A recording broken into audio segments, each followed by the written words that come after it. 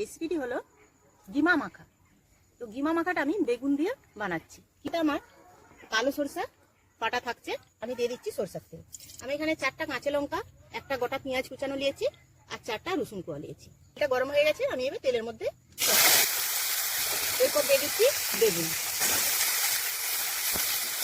দিয়ে দিচ্ছি একটু, দিয়ে দিচ্ছি হলুদের গুঁড়ো। বেগুনটা একটু ভাজা হয়ে গেছে, এবার দিয়ে দিচ্ছি গিমা। গ্যাসটা কমিয়ে একটু ঢাকা দিয়ে দিচ্ছি। মিনিট 2-1 মতন আমি ঢাকা দিয়ে রেখেছিলাম, এবার ঢাকাটা খুলে নিচ্ছি। দেখুন আমার ভাজাটা হয়ে গেছে, এবার ঢেলে দিচ্ছি। দিয়ে ঠান্ডা হওয়ার পর আমি এবার এটাকে মেখে নিই। কালো সরষা বেটে রেখেছিলাম, সেটা দিয়ে দিচ্ছি। আমি আর কাঁচা পেঁয়াজ দিলাম, দিয়ে ভালো করে এবার মেখে নিই। দিয়ে দিচ্ছি সরষার তেল।